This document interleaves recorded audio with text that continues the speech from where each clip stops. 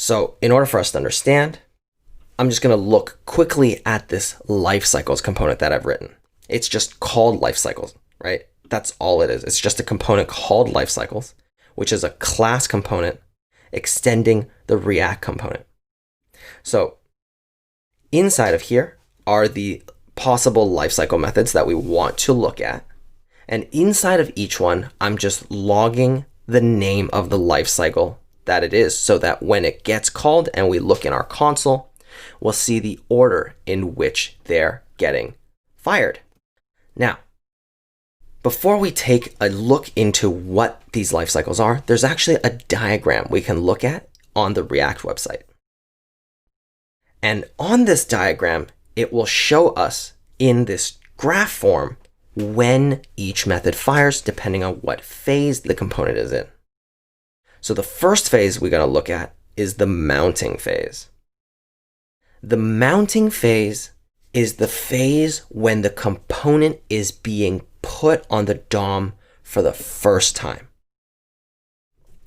So when it's mounting, when it's in the mounting phase, it starts before our component is actually on our DOM, right? Before it's on our page. When it starts mounting, it first looks at the component. So for us, our life cycles component, and then it sees the constructor and it calls the constructor first. So inside of our constructor, we have our super, right?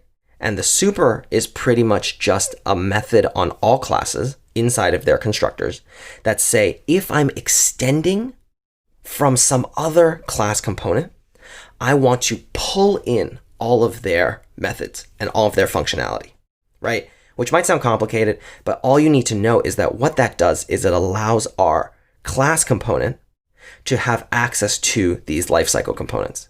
Because you can see it as if these lifecycle components and when they get called and the order of all this functionality is actually originally bound to this React component, this React class component that we need to borrow from. So we're essentially saying, extend me all of that functionality into my class component called lifecycles. And then the constructor, when we call super, it's like, okay, this is when I want you to give me all that functionality, right? So that I can bind it all to my class component. Inside of the constructor as well is when we can declare our state, right? So when we call this .state, we do it inside of our constructor specifically for this reason, because this is when our state becomes initialized on our class. So the constructor gets called first for this reason, so that our component's other lifecycle methods, if they need to use the state, are aware of the state because it's initialized inside of our constructor. After the constructor call, it then calls our render method. And the render method is when our component tells JavaScript, okay, this is what I want you to display in terms of HTML. This is also where any prop values get evaluated in the HTML. So because we're passing in that text string, this is when JavaScript's like, oh, I'm calling the render method on this class. I'm also going to evaluate the value of this props.text and then turn it into something that I can display in the HTML. And that's how we're able to see that string value that would get passed in as a prop, or anything for that matter. This evaluation is happening inside of our render call. After the render comes when React actually updates the DOM, right? Or it makes updates to our component. But the main thing here is where React's like, okay, now that I know what the component looks like because of the render, and I know what state and whatever things are on the class component because of the constructor, I'm now going to put it on the page. I'm going to mount it. And then once it mounts, the component did mount. Lifecycle method gets fired. And inside of here is where it's like, okay, the component has mounted. It's in its base state, right? It's properly evaluated. Then I'm going to call my lifecycle method component did mount. And if we look at our application, we'll see that that's the order that it happens. We get the constructor first, then the render gets called, and then our component did mount gets called.